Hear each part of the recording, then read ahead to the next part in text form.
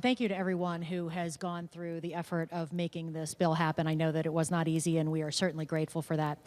I'm also grateful that the federal shutdown is over in D.C. I grew up in that area. I lived through multiple shutdowns as a kid, and I know the impact that that has on federal employees and how hard it is to make ends meet when you are not getting paid. And thankfully, people will be hired back, so we have that to be grateful for. That's part of why I think, actually, that the $500 million is so critical, because this is not the first shutdown we've seen, and it may not be the last. While the courts repeatedly and clearly stated during the shutdown that the $6 billion that was in a contingency fund for SNAP should have been allocated, we saw families go for more than a week without SNAP before the governor released $72 million to fund it for the month. It is possible this will happen again, and just like we would prepare for a hurricane by shoring up our homes, I think it's critical that we shore up Connecticut and the residents who count on us. Already tonight, you have heard stories about families that are struggling across Connecticut. Some estimates are showing that already as many as 10% of previously eligible SNAP beneficiaries have been removed from the program because of new work and volunteer requirements.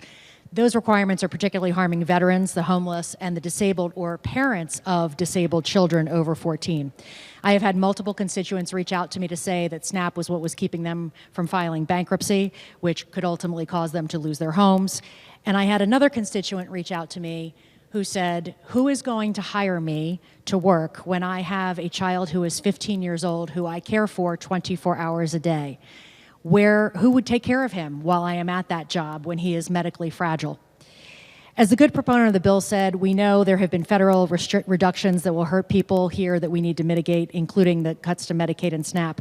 And those really impact people experiencing homelessness. New administrative barriers have been created that limit access to health care and nutrition programs, which are two major components of keeping people safe in stable housing. Of particular concern are the funds of the Department of Housing and Urban Development for permanent supportive housing and rapid rehousing. That keeps 9,000 people in Connecticut in their homes. And because of, if those funds didn't come through, we would have to figure out a way to cover that amount, even quarterly, because we could not have suddenly 9,000 people suddenly homeless on the street. If people lose SNAP, they end up at our pantries. Our pantries are already struggling. They've seen, in some cases, 25% or more increases. I know that firsthand from one of my pantries in Avon. They said they are at about that increase, and we continue to encourage people to donate, of course. But if people lose their housing, they end up at our homeless shelters, and our homeless shelters are already at capacity, because homelessness increased by 45% in 1 year.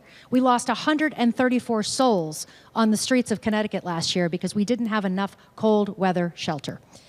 So there are only two issues that are, these are two of the issues that are facing our state that necessitates this fund. And the hurricane is not coming. It is already here. Thank you, Madam Speaker.